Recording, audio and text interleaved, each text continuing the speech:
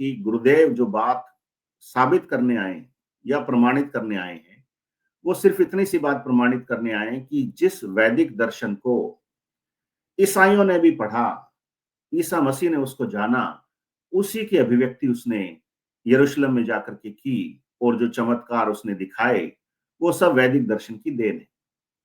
और ईसाई धर्म अपूर्ण है, गुरुदेव कहते हैं हम उसको पूरा कर देंगे। और दूसरी बात यह है कि उसमें एक मसीहा के आने की बात की गई। अवतार हमारे यहाँ पे कहा जाता है, और मसीहा उसके यहाँ पे है कि वो ईश्वर की ओर से आता है। तो वो मसीहा केवल भारत भूमि पे जन्म ले सकता और कहीं नहीं ले सकता, क्योंकि यही अवतारों की भूमि है। राम और कृष्ण जैसे अवतार यहाँ पैदा हुए। इसलिए इस बात को खुले दिमाग से सोचने की जरूरत है। संकीर्ण मानसिकता से नौ द्वार की माया में रह करके दोबारा आना पड़ेगा, बाकी कोई दिक्कत नहीं। लेकिन आप गुरु को समझोगे, गुरु की बात को अच्छे से समझोगे, तो अंदर से आपको सारे सवालों के जवाब मिल जाएंगे। तो गुरुदेव से प्रार्थना करते हैं और गुरुदेव के उस लेख का एक हिस्सा आज पढ़ते हैं, जो एक साक्षात्कार के रूप में है। सवाल किया गया कि पश्चिमी जगत के भविष्य दृष्टाओं के अनुसार संपूर्ण जगत में 20वीं सदी के आखिरी दशक में जो धार्मिक क्रांति हुई, क्या उससे ईसाई जगत भी प्रभावित होगा? क्या इस संबंध में ईसाइयों का धार्मिक ग्रंथ भी कुछ कहता है? ये एक प्रश्न है। तो गुरुदेव ने उत्तर दिया है कि संपूर्ण जगत में धार्मिक क्रांति हो और संसार का सबसे बड़ा ईसाई धर्म इससे प्रभावित न हो, तो उसे विश्व क्रांति कहना ही गलत होगा। पवित्र धार्मिक ग्रंथ बाइबल एक भविष्यवाणियों का ग्रंथ है। इसमें यहोवा अर्थात ईश्वर, यीशु मसीह और विभिन्न संतों और भविष्यवक्ताओं की भविष्यवाणियां हैं। इन भविष्यवाणियों में वैदिक दर्शन की तरह मानव के पूर्ण विकास तक की भविष्यवाणियां हैं। आराधना विधि भी वैदिक दर्शन की तरह ही बताई गई है। जैसे वैदिक दर्शन के अनुसार कलयुग में हरि नाम का जप ही मोक्ष देता है, वैसे ही बाइबल के रोमियो अध्याय 10 के सूत्र 12 एवं 13 में कहा है, यहूदियों और यूनानियों में कोई भेद नहीं, इसलिए कि वह सबका प्रभु है और अपने सब नाम लेने वालों के लिए उदार है, क्योंकि जो कोई प्रभु का नाम लेगा वह उद्धार पाएगा। वैदिक दर्शन ऊर्ध्वगमन करते हुए सहस्रार में पहुंचने को ही मोक्ष की संज्ञा देता है। ठीक इसी प्रकार बाइबल भी कहती है, नीति वचन अध्याय 15 सूत्र 14, बुद्धिमान के लिए जीवन का मार्ग ऊपर की ओर जाता है, इस रीति से वह अधोलोक में पड़ने से बच जाता है। वैदिक दर्शन का सिद्धांत मानव के क्रियात्मक विकास की बात कहता है। मानवता में होने वाले क्रियात्मक विकास का संबंध वेदांत ईश्वरवाद के साथ जोड़ता है। श्री अरविंद के शब्दों में, यदि क्रम विकास के साथ अवतारवाद का कोई संबंध न हो, तो अवतारवाद का कोई अर्थ ही नहीं रह जाता है। हिंदू दशावतारों की श्रृंखला अपने आप में मानव क्रम विकास का रूपक है। सर्वप्रथम मत्स्य अवतार हुआ, जिसके माध्यम से जल में जीवों की सृष्टि का विकास हुआ। 2, फिर पृथ्वी व जल के स्थल जलचर कच्छप का अवतार हुआ। तीसरा, तृतीय अवतार वराह के साथ पृथ्वी पर पशुओं की सृष्टि हुई। चौथा, नृसिंह अवतार पशुओं और मनुष्यों के मध्य की स्थिति को स्पष्ट करता है। फिर मनु, वामन, परशुराम, राम, कृष्ण आदि अवतरित हुए, जो निरंतर प्राणमय राजसिक से सात्विक, मानसिक, मानस और अधिमानस तक ले जाने के माध्यम बने। इस प्रकार मानव जाति क्रमिक विकास के साथ अपने असली स्वरूप अर्थात दिव्य रूप में रूपांतरित हो जाएगी। मानवता में आज तक वैदिक मनोविज्ञान के अनुसार 7 कोशों अन्न, प्राण, मन, विज्ञान, आनंद, चित्त और सत में से प्रथम 4 अच्छी तरह चेतन हो चुके हैं। 7 में से जब 4 चेतन हो सकते हैं, तब बाकी तीनों के चेतन होने की विधि अवश्य है।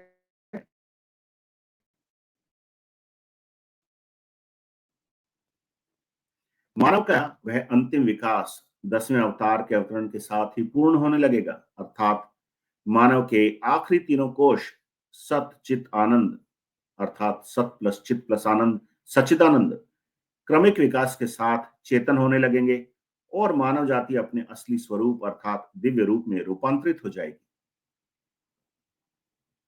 मानवता में इसी विकास को देखकर महर्षि श्री अरविंद ने घोषणा की है, आगामी मानव जाति दिव्य शरीर धारण करेगी। इस संबंध में श्री अरविंद ने कहा है, मनुष्य जब अति मानवत्व प्राप्त करेगा तो अति मानसिक रूपांतरण हो जाएगा। इसी का नाम है पार्थिव अमृत, टेरिस्टेरियल इमोर्टिलिटी। भारत तथा विश्व भर के अनेक भविष्य दृष्टाओं की भविष्यवाणियों के अनुसार भारत की पुण्य भूमि पर 10वां अवतार अवतरित हो चुका है। इस संबंध में महर्षि श्री अरविंद की भविष्यवाणी सर्वाधिक चौंकाने वाली है। मैंने मानवता के लिए परात्पर से उतना बड़ा वरदान प्राप्त किया है जितना यह पृथ्वी मांग सकती थी।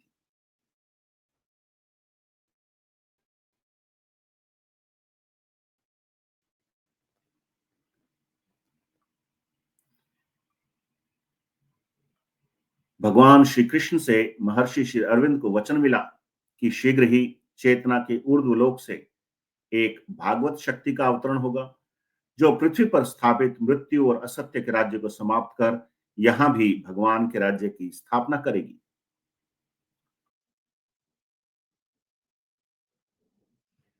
और अपने वचन के अनुसार वह परम सत्ता भारत की पुण्य भूमि पर अवतरित हो गई। इस अवतरण की घोषणा करते हुए महर्षि श्री अरविंद ने कहा, 24 नवंबर 1926 को श्री कृष्ण का पृथ्वी पर अवतरण हुआ था। श्री कृष्ण अतिमानसिक प्रकाश नहीं है। श्री कृष्ण के अवतरण का अर्थ है अधिमानसिक देव का अवतरण, जो जगत को अतिमानस और आनंद के लिए तैयार करता है। श्री कृष्ण आनंदमय हैं। वे अतिमानस को अपने आनंद की ओर उद्बुद्ध करके विकास का समर्थन और संचालन करते हैं। तो ये गुरुदेव के उस साक्षात्कार का पहला हिस्सा है और इसमें बड़ी गहरी बातें गुरुदेव ने समझाने की कोशिश की है। जितनी बात हमको समझ में आए, कोशिश करते हैं उतनी तो एटलीस्ट समझ में आए। तो देखते हैं कि हर स्लाइड में गुरुदेव एक्चुअल में क्या समझाने की कोशिश कर रहे हैं। सवाल भी बड़े जोरदार हैं, आगे भी ये जारी रहेगा। लेकिन जो बात गुरुदेव संक्षेप में समझाते हैं और एक भी शब्द, एक भी अक्षर फालतू इस्तेमाल नहीं करते, ये उनकी खूबी। ऐसे कि जैसे परमात्मा स्वयं बोल रहा हो और उसकी कही गई कोई भी बात गलत नहीं। तो सवाल जो किया गया कि क्या ये जो धार्मिक क्रांति आएगी, भविष्य दृष्टाओं ने देखा कि संपूर्ण जगत में 20वीं सदी के आखिरी दशक में कोई धार्मिक क्रांति होगी। अभी तक तो बाकी क्रांतियां होती रहती हैं, अभी जैसे नेपाल में हो रही क्रांति सी हो रखी है, अलग अलग देशों में सब कुछ होता रहता है। लेकिन विश्व भर में एक धार्मिक क्रांति की बात भविष्य दृष्टाओं ने की। तो सवाल करने वाले ने यह पूछा कि क्या इससे ईसाई जगत भी प्रभावित होगा, क्योंकि आई थिंक 1/3 से ऊपर पॉपुलेशन तो ईसाइयों की है पूरी दुनिया में। तो क्या ईसाई धर्म इसके बारे में या धार्मिक ग्रंथ इसके बारे में कुछ कहते हैं? उसका गुरुदेव ने जवाब देने की कोशिश की कि इतना बड़ा धर्म संसार में उसको मानने वाले लोग हैं, अगर वो उससे प्रभावित नहीं हो तो फिर काय की क्रांति, फिर कोई क्रांति नहीं। और बाइबल जिसकी बात कही गई है वो एक्चुअल में भविष्यवाणियों का ग्रंथ है, प्रोफेसीज है ना। इसलिए उसका गुरुदेव ने जो पुस्तक भी लिखी, prophecies from the Holi Bible, वो भी भविष्यवाणियों का एक ग्रंथ है। और उसमें संवाद भी है, बातचीत भी है, दृष्टांत भी है। उसी का जिक्र गुरुदेव ने यहाँ पे किया है।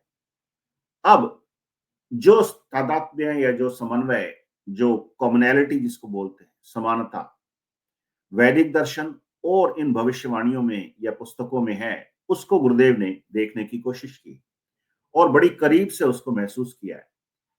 कोई अगर सिर्फ आलोचना, प्रत्यालोचना के लिए कोई धार्मिक ग्रंथ पढ़े, जैसा कि गुरुदेव ने पहले के लेखों में कहा, तो फिर वो ईश्वर की कही हुई बात को समझने में असमर्थ है, क्योंकि वो परावाणी है। और किसी भी धार्मिक ग्रंथ को समझने के लिए उतनी उदारता तो हमको होनी भी चाहिए, और वो ईश्वर की कृपा से आपको समझ में भी आ सकती है। तो गुरुदेव को जो बातें समझ में आई, वो यही समझ में आई कि ये वैदिक दर्शन का ही एक तरह से एक्सप्लेनेशन है, विस्तार है ईसाई धर्म की बाइबल में जो बातें कही गई वो। और उनकी जो कॉमन चीजें बताई गुरुदेव ने कि आराधना की तरीका जो है वो भी वैदिक दर्शन की तरह से बताया गया। कलयुग में हरि नाम का जप ही हमको मोक्ष देता है, इस भवसागर से पार उतारता है। गोस्वामी तुलसीदास जी ने कहा ना कि कलयुग केवल नाम आधारा, सुमरि सुमरि नर उतर ही पारा। ठीक उसी प्रकार से उन ग्रंथों में भी यही बात कही गई है कि यहूदियों और यूनानियों में कोई भेद नहीं, इसलिए कि वह सबका प्रभु है। प्रभु तो एक ही हो सकता है, दो तो हो नहीं सकते। और अपने सब नाम लेने वालों के लिए उदार है, क्योंकि जो कोई प्रभु का नाम लेगा वह उद्धार पाएगा। अब इसीलिए गुरुदेव कहते हैं कि आपको जो मैं नाम बताऊं वो उसको जपते रहो, 24 घंटे जपो। हिंदू, मुसलमान, सिख, ईसाई, इससे कोई लेन देन नहीं है। ये कश्मीरी शैव सिद्धांत है, वैदिक दर्शन है। इसमें तो संपूर्ण मानव जाति ही हिंदू है, ऐसा समझो। और धर्म क्या है, उसका क्या मतलब होता है, उसकी भी व्याख्या गुरुदेव ने अपने लेखों में, अपनी स्पीचेस में की है। वो जब मौका आएगा तो जरूर सुनाएंगे। वैदिक दर्शन कहता है कि ऊर्ध्वगमन करते हुए सहस्रार में पहुंचने का नाम ही मोक्ष है। तो कौन पहुंचेगा, कौन ऊर्ध्वगमन करेगा? हम करेंगे, या हमारे अंदर वो सोई हुई शक्ति जिसको कुंडलिनी शक्ति कहा गया है वो करेगी? उसी प्रकार से बाइबल में भी नीति वचन में कहा गया है कि बुद्धिमान के लिए जीवन का मार्ग ऊपर की ओर जाता है, इस रीति से वह अधोलोक में पड़ने से बच जाता है। ये ऊपर का मार्ग है, 9 द्वार की माया है, हमारे यहाँ पे माना जाता है। यहाँ सब देवी देवताओं का वास रहता है, अलग अलग इलाके बटे हुए सबके। मूलाधार का देवता गणेश जी हैं, जैसे शिव तत्व है, शिव जी वहां का है, हृदय चक्र तक है वो। ऐसे ऐसे करके सबके इलाके बटे हुए। गुरुदेव कह रहे हैं मेरा काम यहां से चालू होता है, मुझे यहां देखो और ऊपर की यात्रा होगी, सहस्रार में पहुंच जाओगे। फिर इन 9 चक्रों से फ्री हो गए तो दोबारा आना जाना नहीं पड़ेगा। इन 9 द्वार की माया में पड़े हुए। कई बार मैं कहता हूं ना कि देवी देवताओं के धोख लगाते रहते हो, तो बहुत गुरु भाई बहन बुरा मान जाते हैं। अब उनको कैसे समझाएं कि असली मोक्ष इधर से चालू होता है, आप नीचे जाओगे बार बार फिर फंस जाओगे।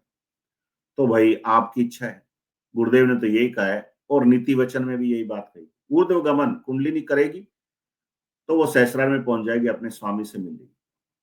राधा का कृष्ण से मिलन, शक्ति का शिव से मिलन ही मोक्ष है। कुंडलिनी का मूलाधार से उठ करके सहस्रार में पहुंच जाना ही मोक्ष है। दोबारा जन्म लोगे ही नहीं, यह आखिरी जन्म हो जाएगा। वैदिक दर्शन का सिद्धांत मानव के क्रियात्मक विकास की बात करता है, प्रैक्टिकल, ठीक है। और क्रियात्मक विकास का संबंध वेदांत जो है वो ईश्वरवाद के साथ जोड़ते हैं कि ईश्वर के अवतार हुए और उसमें भी वो क्रमिक विकास हुआ। कोई ऐसा तो है नहीं कि तुरंत ही एक ही बार में अवतार आ गया, 10वां अवतार। पहला अवतार हुआ, दूसरा अवतार हुआ, 9वां हुआ, फिर उसके बाद ये 10वें अवतार की बात आ रही। तो महर्षि अरविंद ने बड़ा साफ कहा है और क्रिटिकल होकर के कहा है कि यदि क्रम विकास के साथ अवतारवाद का कोई संबंध नहीं हो तो अवतारवाद का कोई अर्थ ही नहीं रह जाता। अब तक जो अवतार हो चुके, उन्होंने जो दिया उससे आगे का काम ये 10वां अवतार कर रहा है। इसलिए एक ऐसी चीज प्रकट हो गई जो जनता के गले नहीं उतरती, क्योंकि उन्होंने आज तक देखा ही नहीं। 9वें अवतार तक का तो कार्यक्रम देख लिया उन्होंने, 10वें अवतार क्या कर सकते हैं वो नहीं देखा। अब जो कर रहे हैं वो आश्चर्य की बात है। फिर लोग उसको लिमिटेड नॉलेज के हिसाब से यही कह देते हैं कि ये चमत्कार है, ये वंडर थेरेपी है, ये मिरेकल है। कई लोग तो बेचारे छोटी अकल के, वो कहते हैं काला जादू है। तो ना तो ये काला जादू, ना पीला जादू, ना सफेद जादू, ना मिरेकल, ना वंडर थेरेपी, कुछ नहीं है। ये मानव मात्र में होने वाला ड्यू विकास है, क्रमिक विकास है। ये ड्यू था, अब होगा, अब इसको कोई रोक नहीं सकता।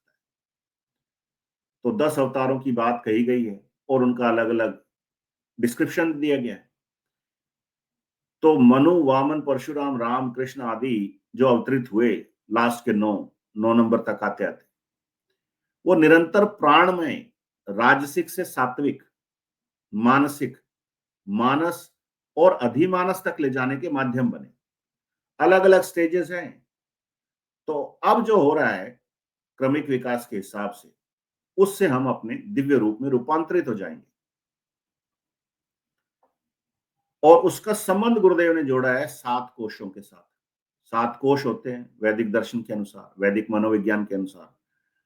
तो अन्न, प्राण, मय, मन और विज्ञान, ये चारों कोश तो चेतन हो गए। लेकिन आनंद, चित्त और सत अभी तक अनटच्ड हैं। आनंदमय कोश तक तो हमारे एक ऋषि हुए याज्ञवल्क्य, वो तो पहुंच गए थे, लेकिन चित्त और सत अभी तक अनटच्ड थे। गुरुदेव ने अपने गुरु के अहेतु की कृपा से वो सब भी चेतन करने शुरू कर दिए। तो ऊपर के 3 कोष चेतन हो जाने के बाद वो परिवर्तन आता है जो आज तक नहीं आया। तो ये जो विधि है, क्रियात्मक बदलाव की विधि, वो गुरुदेव बताते हैं। और ये 10वां विकास, अंतिम विकास है, 10वें अवतार के अवतरण के साथ पूरा हो जाएगा। ये आखिरी गुरु है, आखिरी अवतार है। फिर साइकिल रिपीट होगी। अभी तो सतयुग आ गया। तो हम सब सच्चिदानंद हो सकते हैं। भगवान को कहते हैं हम सच्चिदानंद, और महर्षि अरविंद ने तो उसको सुप्रामेंटल फोर्स कहा है। कृष्ण को कहा है सुप्रामेंटल फोर्स। तो हम सारे सुप्रामेंटल फोर्स हो जाएंगे और अपने दिव्य रूप में रूपांतरित हो जाएंगे। फिर जन्म मरण के चक्कर से फ्री हो गए और जीते जी होगा। कोई ये नहीं कि आज मरने के बाद कोई आए ऐसा सर्टिफिकेट मिलेगा। जीते जी हम पार्थिव अमृत को प्राप्त कर सकते हैं, अति मानस को प्राप्त करेंगे और अति मानवता को प्राप्त करेंगे और अति मानसिक रूपांतरण हमारा हो जाएगा। इसी का नाम पार्थिव अमृत है। अब इसको आप अगर ठीक से समझ सकते हो तो मैं आपको एक उदाहरण देकर के बता सकता हूं। गुरुदेव ने कहा है कि जो मुझ में है परिवर्तन वो आप सब में आ सकता है, सब्जेक्ट टू आप सरेंडर करो, गुरु के प्रति सद्भाव से नमस्कार करो। तो जैसा सद्भाव गुरुदेव का अपने गुरु योगी गंगाईनाथ जी महाराज के प्रति रहा, वैसा सद्भाव आपका गुरु के प्रति रहेगा। तो आप में भी वही परिवर्तन आ जाएगा जो गुरुदेव में आ गया। अब गुरुदेव के साथ क्या हुआ कि गुरुदेव की तस्वीर कोई देख ले और उसका ध्यान कर ले तो कुंडलिनी जागृत हो जाती। ये परिवर्तन आया ना। ऐसे तो खूब देवी देवता हैं, कृष्ण की भी फोटो से ध्यान कर लो, नहीं कुंडलिनी जागृत होती। गुरुदेव की तस्वीर को देख करके कुंडलिनी जागृत हो जाती है और आप ध्यान में चले जाते हो, मंत्र जपते हो तो कुंडलिनी आपको योग भी करवाती है। अब वो जो परिवर्तन गुरुदेव की तस्वीर में आ गया, गुरुदेव के अंदर आ गया, वो तस्वीर ही अब तो वो परिवर्तन आप सबके भी अंदर आ सकता है। तो आप गुरुदेव की बात करोगे और लोगों को दिखना कुछ और शुरू हो जाएगा। मैं बात करता हूं, एक गुरु भाई ने अनुभूति भेजी, लगे हाथ, मैं चाहता हूं कि वो भी पढ़ के सुना दें। हालांकि थोड़ी सी अजीब सी लगेगी, लेकिन वो सिर्फ इसी बात का प्रमाण है कि परमात्मा की शक्ति कैसे काम करती है और आपका दिव्य रूपांतरण कैसे होता है, आप पार्थिव अमृत को कैसे प्राप्त करते हो। ये बात उस अनुभूति में है। तो बहुत तगड़ी अनुभूति है। एक गुरु भाई हैं, दहानू के गुरु भाई हैं, उन्होंने एक अनुभूति भेजी। मैं आपको वो पढ़ के भी सुनाता हूं और आप इसको देखो, फिर आपको लगेगा। ये गुरु भाई ने कहा है कि जय गुरुदेव गुरु भाई, मैं दहानू मुंबई महाराष्ट्र से हूँ। मैंने आपको 4 साल 5 साल पहले कॉल किया था। मैंने आपके साथ ऑनलाइन ध्यान भी किया था। आप मुझे नियमित रूप से लिंक भेजते हो, पर मैं टेक्निकल प्रॉब्लम की वजह से ज्वाइन नहीं हो पाता। मैं जब भी आपका सेशन देखता हूँ तो मुझे आप में गुरुदेव की छवि दिखाई देती है। पता नहीं मुझे मेरी अनुभूति आपको बतानी चाहिए कि नहीं। मैं रोज सुबह आपका सेशन टीवी पे लगाकर देखता हूँ, ध्यान करता हूँ। ध्यान में मुझे बहुत ज्यादा एनर्जी महसूस होती है और मैं सो जाता हूँ। 15 मिनट के बाद अपने आप ध्यान से बाहर आता हूँ। आज सुबह भी मैंने आपको आपका 673वां एपिसोड संडे वाला सेशन देखा, लगाया और गुरुदेव के फोटो को दिया अगरबत्ती करके नमस्कार किया और ध्यान किया। ध्यान के दौरान आप क्या बोलते हो ये तो मैं नहीं सुन पाता, लेकिन ध्यान बहुत अच्छा लगा।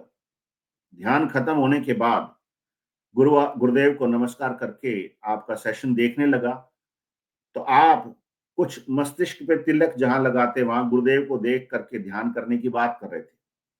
तो मेरी नजर आपके मस्तिष्क पे चली गई। तो मैंने देखा कि आपके मस्तिष्क में 2 व्यक्ति, यहां इसकी बात कर रहे हैं गुरु भाई, आपके मस्तिष्क में 2 व्यक्ति आनंद में झूम के नाच रहे थे। पहले तो मुझे विश्वास नहीं हुआ, मुझे लगा बाहर का रिफ्लेक्शन होगा, तो मैंने हॉल का पर्दा बंद कर दिया। उसके बाद मुझे स्पष्ट दिखाई दिया कि उसमें से एक तो पूजनीय गुरुदेव हैं और दूसरे महापुरुष को मैंने कभी देखा नहीं, इसलिए पहचान नहीं पाया। ये सिलसिला करीब 2-3 मिनट तक चला।